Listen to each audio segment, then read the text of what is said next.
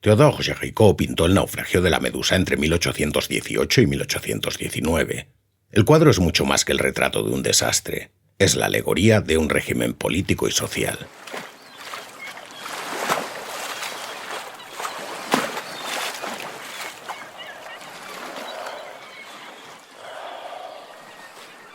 Creo que no voy a aguantar mucho más. ¿Y si sobrevivimos qué? Nada va a ser igual. Mejor sería tirarnos a los tiburones. No, hay que aguantar. Recuerda que tienes hijos esperándote. Ya, ¿y cómo les cuento que me he comido a otra gente para sobrevivir? Dios, lo que daría por un poco de agua. Me cortaría un dedo por llenarme la boca. ¿Qué es aquello? ¿Aquello es un barco? Creo que es un barco. No puede ser. Ese fue exactamente el instante que Théodore Géricault decidió retratar en su cuadro, el momento del avistamiento. Pero para arribar a esa paleta de colores, antes habrá que fondear en otros mares.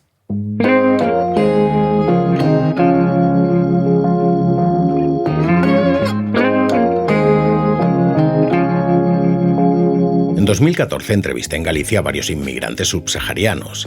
Uno de ellos, Dune Nguyen Bengue, había naufragado en la misma zona del lienzo de Géricault, la región conocida como FAO 34. Vino en un cayuco para 60 personas. Ellos eran 112. El GPS no funcionaba. Por mucho que avanzaran, siempre marcaba que faltaban 300 kilómetros. Después de unos días, las cuadernas no aguantaron el peso. El cayuco se partió.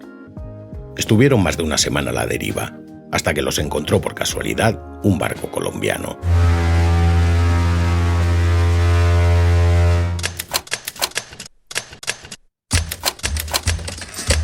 De lo imposible a lo imparable es un podcast de documentales sonoros. Vidas fascinantes, con relatos trenzados a través del cine, el periodismo y el arte. Soy Dani Carrasco y te invito a que saltes de lo imposible a lo imparable.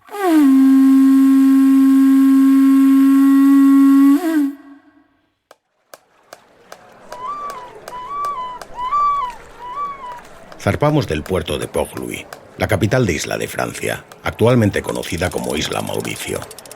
Estamos en 1784 y Jacques, un niño de 8 años, corretea por el muelle entre cabos y bidones. Hasta aquí todo normal, si no fuera porque Jacques es negro. A esas horas de la mañana los niños negros están trabajando, pero Jacques es especial. Está bajo la protección del gobernador. También lo están su madre, Eva, y su abuela, Dauphine. Tanto él como su madre están bautizados según la liturgia cristiana. Jacques no había nacido en la isla, ni él ni su madre. Eva es malgache, de Madagascar. En realidad, Eva es un nombre cristiano. Antes se llamaba Tsimiabo, que en lengua malgache quiere decir la que no es orgullosa o descuidada. Port-Louis tenía una actividad portuaria frenética. Movimiento de mercaderías, incluida la mercancía humana, esclavos, prostitutas, marineros borrachos en las tabernas y navíos entrando y saliendo. Uno de los barcos que habían zarpado del puerto era el Util, en 1761. La fragata, gobernada por el capitán Jean Lafargue, tomó una ruta alternativa hacia Madagascar. Una noche, Lafargue discute con su primer oficial, Barthélemy Castellan-Duvernay. Para la zona del Índico que están navegando tienen 2 cartas náuticas. Casi 40 años antes se había descubierto un pequeño archipiélago en su ruta, pero cada mapa marca la ubicación con unas coordenadas diferentes.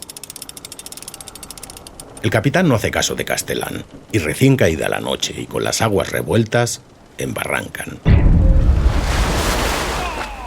Intentan sacar el navío de los arrecifes, pero se rompe el timón y el palo mayor. El capitán, desorientado, se encierra en su camarote. Castellan toma el mando, pero no hay escapatoria. Están a merced de que las olas sentencien. La noche es oscura, cerrada y con mal tiempo. No se ve tierra por ningún lado. El escribiente a bordo dejó constancia. Sin mástiles, los travesaños se fueron rompiendo bajo nuestros pies hasta que la cubierta cedió. El barco se partió. Al amanecer vieron que habían encallado en los arrecifes de un islote. La fragata no se iba a hundir, pero llegar a la isla no iba a ser fácil. Los botes se habían destrozado contra el casco, y llegar a nado parecía imposible. El mar rompía en guerra continua contra los escollos. El agua estaba llena de trozos del barco flotando, así que Castellán decidió ir a nado, de pieza en pieza, atando un cabo. Para sorpresa y regocijo de la tripulación, consiguió llegar a tierra. Era el primero en pisar l'Île de Sable, la isla de arena. En una operación que duró más de 2 horas, consiguió rescatar al resto de la tripulación. Aunque murieron 18 marineros, consiguieron salvarse 128. Pero habían dejado en el barco la comida, el agua y un pequeño detalle. Habían abandonado a 160 esclavos.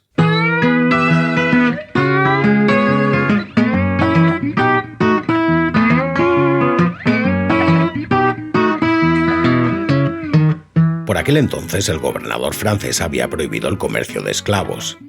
No es que fuera antiesclavista, no. Es que el movimiento masivo de africanos había provocado escasez de alimentos en algunas islas. Pero la FARC tenía otros planes. Teniendo las bodegas vacías no iba a desaprovechar una buena oportunidad y embarcó de contrabando a 160 malgaches. Simiabo fue una de las desafortunadas que dieron con sus huesos en las bodegas.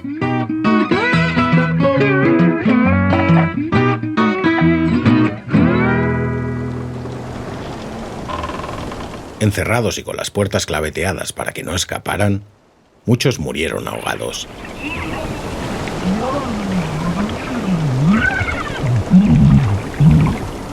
Los africanos tuvieron que esperar a que las cuadernas cedieran y el barco se partiera en 2 para poder escapar.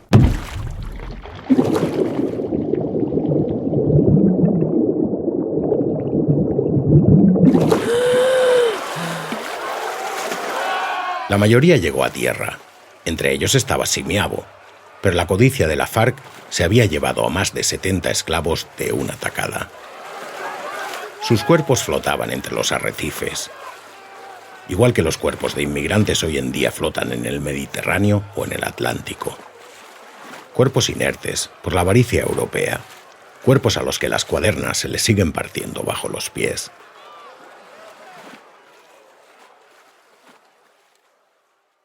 Unos años más tarde del naufragio de Lutil, la Medusa, otro navío francés, navegaba por la costa africana, justo en las aguas en las que a Nguey se le abrió el cayuco. El viento empujaba la fragata, pero nuevamente era la mezquindad lo que la movía. El barco zarpó de Francia en 1816, poco después de la restauración monárquica.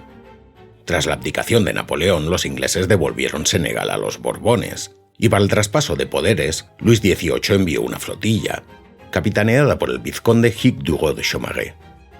El vizconde de Chaumareix era un oficial con poca experiencia, pero con muchos favores a la corona. Quería llegar con ventaja respecto a las goletas de la flotilla. Un buen capitán como él tenía que demostrar que era el más rápido y hábil surcando los mares. Decidió tomar una ruta alternativa, aunque algunos de sus oficiales le desaconsejaron la maniobra. Y 3 días más tarde, la Medusa encalló a 32 millas de la costa de Mauritania, unos 50 kilómetros. Una vez más, la soberbia se había impuesto. No dejaba de ser una metáfora del régimen monárquico. Un gobernante de buena familia, el capitán, elegido a dedo, sin experiencia y con más contactos que inteligencia, toma decisiones para su propio beneficio, con más arrogancia que conocimiento, y acaba naufragando y poniendo en peligro a la tripulación.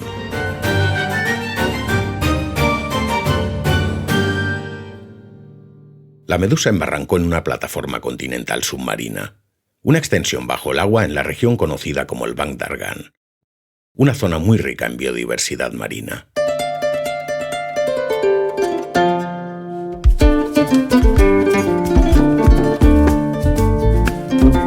Esa riqueza atrae a muchos barcos pesqueros hoy día, que están acabando con los caladeros de pescado. Ese es uno de los motivos por los que gente como Nguyen tiene que abandonar su tierra. He tenido la oportunidad de ir 3 veces al Golfo de Argan. Es sorprendente la cantidad de buques embarrancados que se pueden ver a lo largo de la costa, especialmente en el cementerio de barcos de Nouadhibou. Pero la mayoría no son embarcaciones naufragadas, sino abandonadas por armadores europeos, rusos y chinos. Es mucho más fácil desechar los barcos en países como Mauritania por un módico precio que desballestarlos según las leyes internacionales. Allí no molestan, y lo más importante, no se ven desde Europa.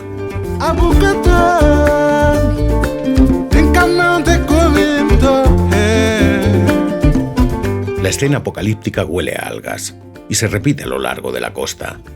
Cientos de barcos comidos por el óxido, en primera línea de mar, como si intentaran salir del agua, agujereados y atravesados por el viento, el tiempo y la sal. No obstante, el vizconde de Chaumareix no pensaba quedarse en Mauritania, así que decidió fletar los botes salvavidas. Pero había un problema. Por el exceso de carga, el capitán había decidido dejar en tierra algunas barcas, así que solo cabían 250 personas de las 400 que había a bordo. Bajo sus pies crujían las maderas de la Medusa, igual que había crujido el casco del Util bajo los pies del capitán Lafargue.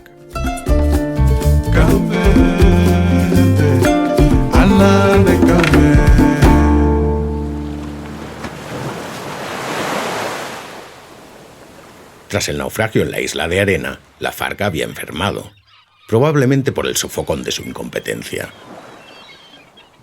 El panorama era desolador.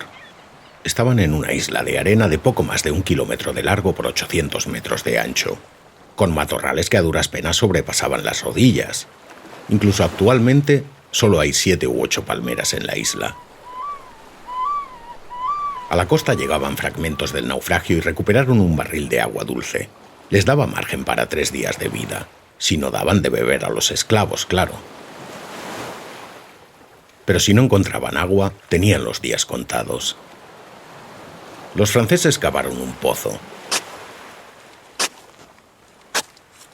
Al día siguiente encontraron agua, pero era salobre. Confiaban en que la tierra coralina filtraría el agua de las tormentas y se almacenaría en algún punto. Con la ayuda de los malgaches, el tercer día encontraron un líquido lechoso ligeramente salado pero potable. La tripulación se tiró sobre el charco, poseídos por la fiebre de la sed. Cuando se saciaron, bebieron los esclavos. Durante los 3 días que estuvieron sin beber, murieron 8 africanos más. Las siguientes semanas murieron otros tantos por infecciones y contusiones durante el naufragio. Las fiebres de Lafargue empeoraron. El capitán, que nunca había tenido muy buen juicio, parecía estar perdiéndolo del todo. Castellán tomó el control de la expedición y consiguió organizar comisiones. Obtener comida, construir una cocina, las tiendas de campaña, el agua, la recuperación de los restos del naufragio. Aunque la pesca era complicada por el acceso al mar, las aves venían a criar, así que cormoranes y gaviotas se convirtieron en la dieta habitual. Y las tortugas venían a la playa de Sobar. Pero ese manjar no era apto para malgaches.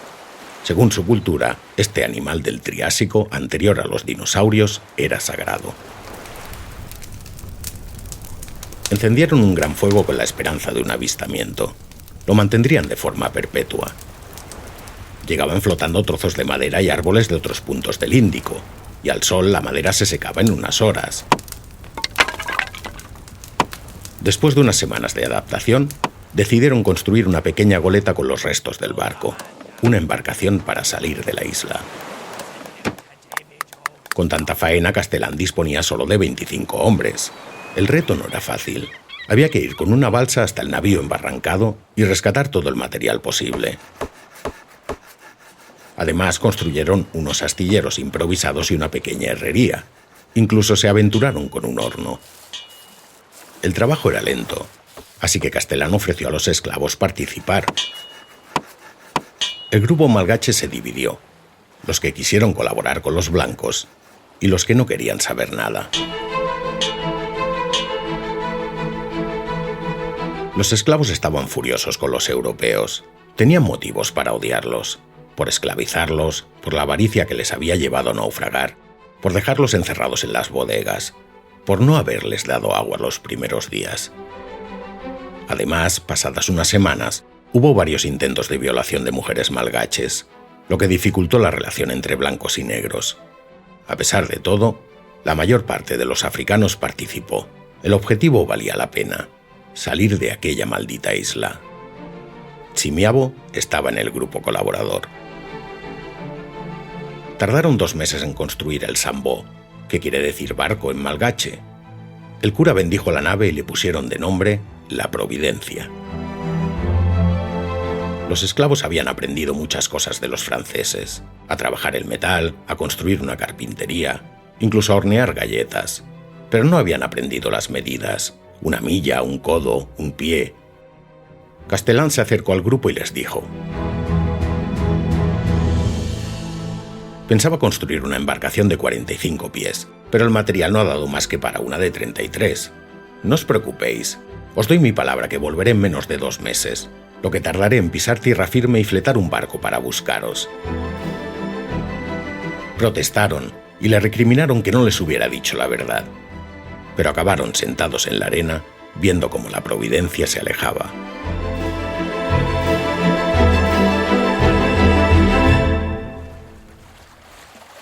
En la Medusa también decidieron construir una balsa, con los restos del naufragio.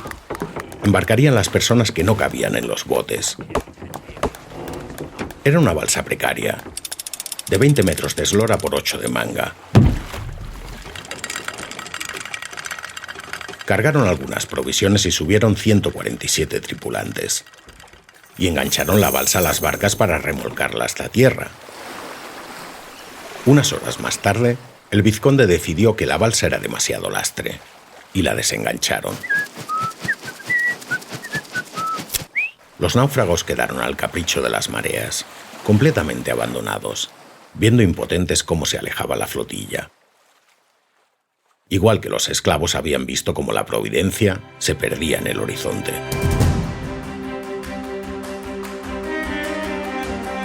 En el caso de los malgaches, la gran paradoja fue que habían conseguido liberarse de sus captores, pero era una libertad delimitada por los arrecifes, poco más de 1 kilómetro cuadrado de libertad. Era principios de octubre, y lo peor estaba por llegar. A finales de noviembre empieza la época de ciclones en esa parte del Océano Índico. La isla de arena está totalmente expuesta. La falta de vegetación y su altura de 8 metros la hacen presa fácil de las tormentas. Y así fue. Mes y medio más tarde empezó la fiesta.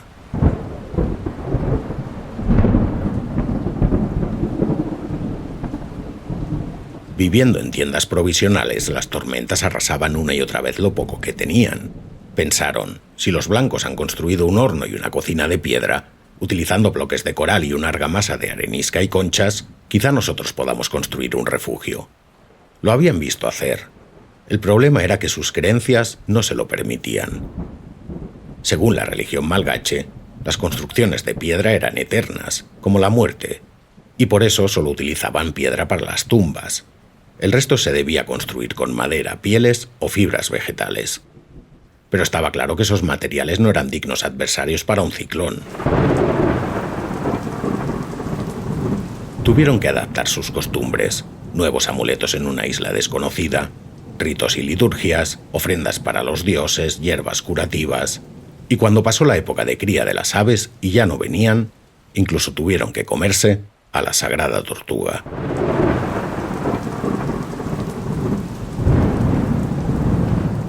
Si los dioses les habían puesto a prueba, tendrían que tomar las riendas de su propio destino. Así que construyeron una choza de piedra, y luego otra, y otra, hasta que montaron un poblado. El grupo mostró una extraordinaria capacidad de resistencia y adaptación. Con 8 metros de altura, los ciclones inundan la isla por completo. Con las tormentas más fuertes, el agua les llegaba a las rodillas. pero tenían un refugio al que aferrarse. Y llegaba más madera, así que podían volver a encender el fuego, aunque muchos ya no creían necesario mantener viva la llama. Hacía 3 meses que había zarpado la Providencia. Cada vez confiaban menos en el rescate. Pero Simiavo seguía creyendo en el primer oficial y mantuvo el fuego encendido junto a un grupo de mujeres. Los años pasaron en la isla de arena y no llegaba nadie. Sobrevivían, pero la vida no se abría paso. Los pocos embarazos que hubo acabaron en aborto, y los escasos nacidos no soportaban mucho tiempo las duras condiciones. 3 años después, todavía quedaban 40 supervivientes en la isla. La resistencia del ser humano no es infinita, pero desde luego puede ser asombrosa. Aunque los tripulantes de la balsa de la Medusa estaban resistiendo bastante peor. El pánico reina entre los balseros. El oleaje entra por las tablas y los bordes de la balsa están continuamente sumergidos. La escena es una lucha por conseguir atrincherarse en la zona central.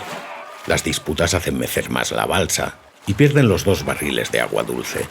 Solo les queda un barril de vino. La primera noche mueren más de 20 hombres entre peleas y caídas al agua. Los víveres se acaban al segundo día. Sin comida ni agua, la situación empeora. Asesinatos, pequeños empujones a los más débiles en la quietud de la noche. Cada día mueren decenas de personas. La embarcación deja un rastro que siguen los tiburones. El olor a muerte está tan concentrado que vicia incluso el aire en aguas abiertas. La deriva de la balsa, el sol abrasador del trópico, la inmensidad del mar y el miedo a los demás. Algunos pierden el juicio y se lanzan al agua, otros mueren por las fiebres. A los 4 días empieza el canibalismo. Y una semana más tarde solo quedan 30 tripulantes. La desconfianza en el grupo es su caballo de Troya.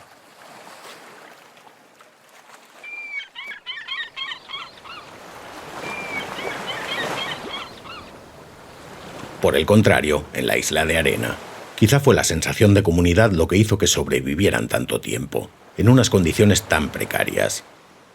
13 años más tarde, todavía quedaban 13 malgaches. Y avistaron un barco. Después de todo, parece que Castellán sí que se había acordado de los esclavos.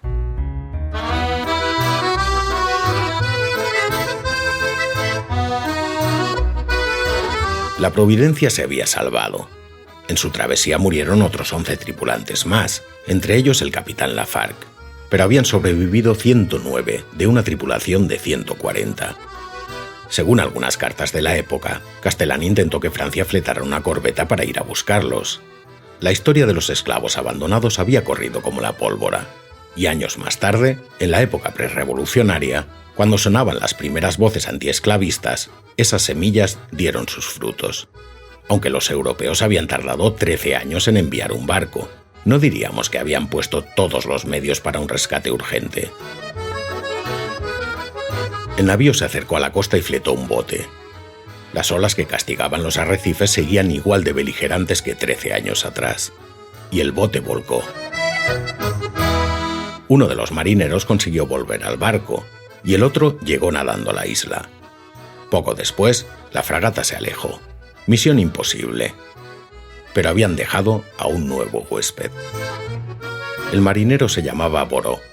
Se aisló del grupo, por miedo a que los africanos se lo comieran. Una cosa era rescatar a unos esclavos y otra convivir con ellos. Simiavo se ganó su confianza y consiguió que comiera con el grupo. Vio en Boró un clavo al que agarrarse. Francia no dejaría tirado a uno de sus hijos, pensó, y era la única que se relacionaba con él. Y poco después, se quedó embarazada.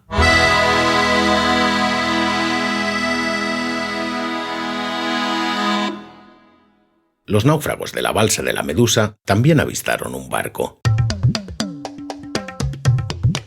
El bote del vizconde había llegado a Senegal, aunque tardó una semana más en enviar una embarcación, el Argus, y no la envió al rescate, sino para recuperar el oro que había dejado en la fragata encallada. Pero la fortuna hizo que se cruzaran con la balsa.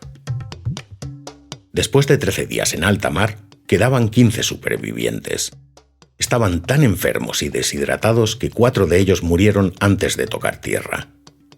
Solo habían sobrevivido 11 de los 147 balseros. El Argus se había topado casualmente con la balsa, igual que un barco colombiano se cruzó con el cayuco destrozado de Nguey. La entrevista que le hice a Nguey y al resto de inmigrantes subsaharianos la publiqué dentro de un reportaje en Infolibre. En aquella época también había codirigido un documental sobre el tema, y nos invitaron a dar unas charlas en Gran Canaria, en el SPAL. El SPAL es un encuentro solidario con los pueblos de África y América Latina, que se celebra en vecindario, en el municipio de Santa Lucía de Tirajana. Durante el evento pude asistir a una obra de teatro que me encantó, Los Malditos. La obra de la compañía Una Hora Menos trata sobre el drama migratorio. Alrededor de la muerte de una prostituta africana, la pieza narra cómo nuestra sociedad usa a las personas y las desecha cuando ya no le interesan. Igual que habían hecho los franceses con los malgaches. Igual que quería hacer Boró. Al cabo de unos meses en la isla de Arena, Boró se había adaptado a la vida en la comunidad, pero no le hacía ninguna gracia el embarazo de Simiabo. Si los rescataban, tendría que rendir cuentas ante una sociedad ultracristiana. Tener un hijo con una esclava era muy grave. Los siguientes meses, los náufragos vieron cómo otras 2 embarcaciones se habían acercado a la isla, pero el rescate era muy peligroso. Boró desesperó, igual que el capitán Lafargue empezó a delirar, y decidió construir una canoa. Cuando la tuvo lista, convenció a 6 malgaches para embarcar con él. Nunca más se supo. 4 meses más tarde, hubo otro intento de salvamento. Se fletó una corbeta, la Dauphine. El capitán que la gobernaría era Jacques-Marie Boudin de Laniqui de Tromelin. No es un nombre fácil. A partir de ahora, Tromelin. Tromelin sabe que el problema es el acercamiento a la isla. Necesita una embarcación ligera, con poco calado y mucha maniobrabilidad. Decide embarcar una piragua de 2 piezas. El 29 de noviembre de 1776, 15 años y 4 meses después del naufragio, llega el rescate. Tromelin encarga la maniobra a uno de sus oficiales, de apellido Lepage. Con 2 marineros, la mar tranquila y mucha pericia, consigue rescatar a las 7 mujeres que quedaban. A las 7 mujeres y al bebé. La operación fue un éxito, y el islote pasó a llamarse Isla de Tromelin. El gobernador de Isla de Francia estaba conmovido por la historia, y decidió mantener bajo su protección a Simiabo, a su madre y al bebé. Simiabo fue bautizada con el nombre de Eva, y el niño como Jacques Moise. Las otras 5 mujeres prefirieron volver a sus lugares de origen. Cuando le preguntaron a Simiabo si quería volver a casa, les contestó: «No quiero volver a ser la esclava de nadie». Varios supervivientes de la balsa de la Medusa sí decidieron volver a casa, a Francia.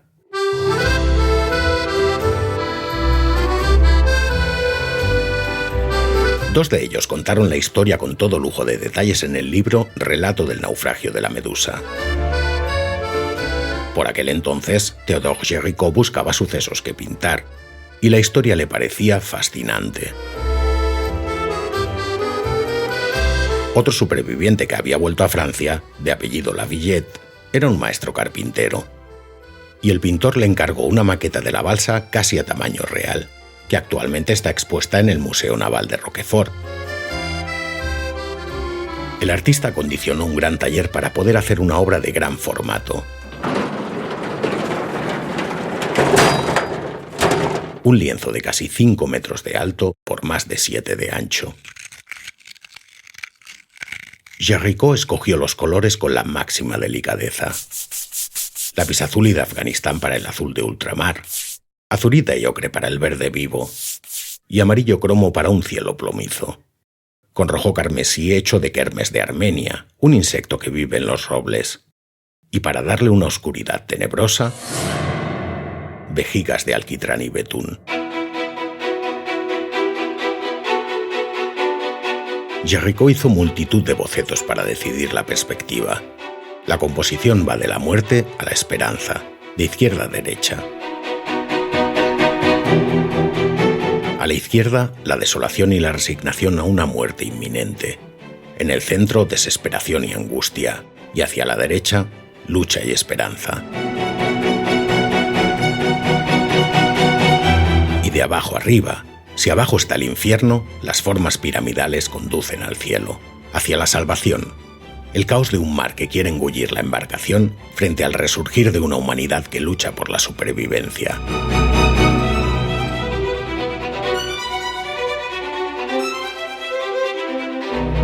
Géricault visitó hospitales para tomar esbozos de moribundos y fue al depósito de cadáveres a estudiar cuerpos que le sirvieran de modelos. Incluso consiguió partes desmembradas que se llevó al taller. El estudio se impregnó de un ambiente cargadito. Cuando había hecho suficientes pruebas, pidió a los supervivientes que posaran para representar la imagen. También posaron algunos de sus colegas. Uno de los personajes es el pintor Eugène Delacroix, otro exponente del romanticismo, quien poco después le correspondió, usando a Géricault como modelo en su pintura de lanzamiento, La barca de Dante. La balsa de la Medusa es una pintura romanticista, una crónica de la situación política y social en Francia, una Francia posrevolucionaria y posnapoleónica, con la monarquía de los Borbones recién restaurada, una balsa a merced de las olas, con el viento soplando hacia un lado y el pueblo mirando hacia otro. No hay nadie que la gobierne, y ya no queda nadie con autoridad. Algunos uniformes militares por el suelo, el ejército les ha abandonado. Y sangre de heridas que se han hecho los propios miembros de la tripulación. Hay varios africanos en el centro de toda esta hecatombe. Incluso un negro es el protagonista que enarbola una bandera para llamar la atención. Y a lo lejos, una fragata de la Armada que no viene en su búsqueda, sino a recuperar unas piezas de oro.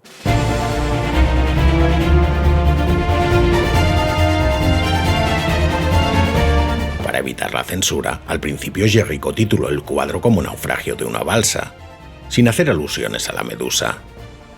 Meses antes, el relato de los supervivientes supuso un gran escándalo para la monarquía, que había gestionado el episodio de la peor forma posible, intentando acallar la historia y menospreciando los náufragos. Pero cuando se descubrió el lienzo, todo el mundo entendió claramente de qué se trataba. El capítulo resonó a nivel internacional. Incluso Luis XVIII tuvo que tomar cartas en el asunto y juzgó al conde de Chaumareix. El cuadro denuncia el despotismo, un retrato de las élites.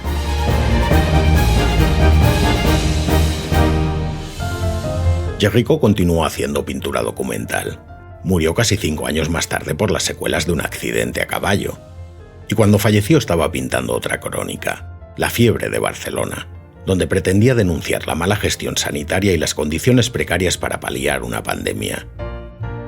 La fiebre amarilla. Cuando leemos un texto nos mostramos críticos respecto al planteamiento. ¿De quién es este reportaje? ¿Este escritor es de la misma ideología que yo?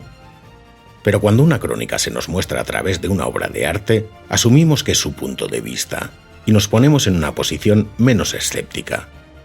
La pieza nos imprime su esencia y su interpretación directamente a las entrañas.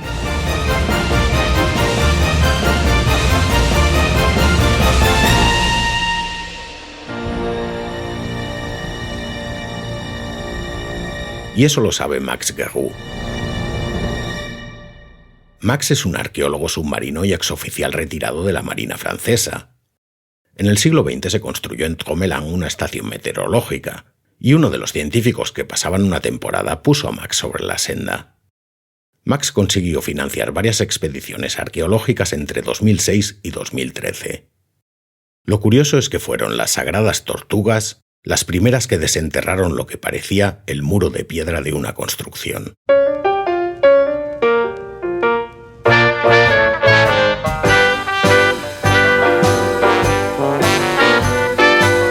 Max sabía que necesitaba una herramienta para comunicar sus descubrimientos y contactó con Sylvain Saboya.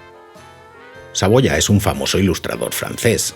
Acompañó la expedición en 2008. Y de aquel viaje nació una novela gráfica, Los esclavos olvidados de Tromelin.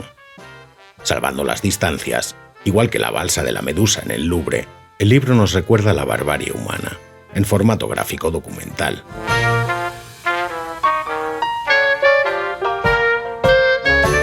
Yo no conocí la historia de los esclavos a través del cómic, sino por otro libro que llegó a casa. En 2013, la editorial Capitán Swing y Nórdica Libros publicaron un collage de historias precioso. Atlas de islas remotas, 50 islas en las que nunca estuve y a las que nunca iré. Un libro de relatos cortos con una edición excelente.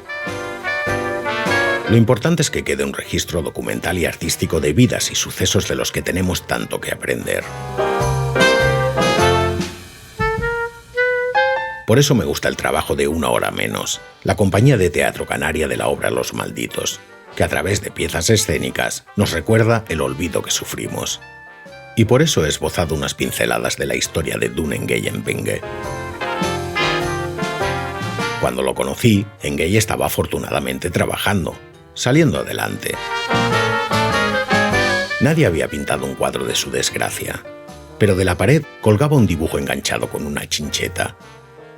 Era un cayuco partido por la mitad, y con varios africanos en el agua, pidiendo ayuda, abandonados, mientras unos tiburones nadaban a su alrededor. De alguna forma, el episodio había quedado ilustrado.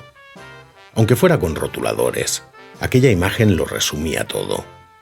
Olvidar a los demás es olvidarte a ti mismo.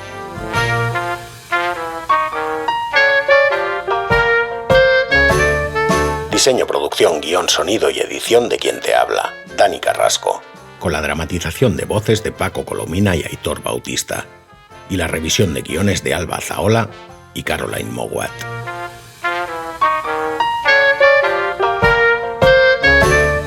De entre todos los misterios que rodean la isla de Tromelin, hay uno que me inquieta. Durante las excavaciones encontraron el cadáver de un malgache de 17 años. Si en los registros no había ningún niño o adolescente a bordo, probablemente nació en la isla, y si estuvieron 15 años en la isla, posiblemente lo dejaron ahí cuando fueron rescatadas. Quizá no quiso abandonar su casa, lo único que conocía, la isla de arena.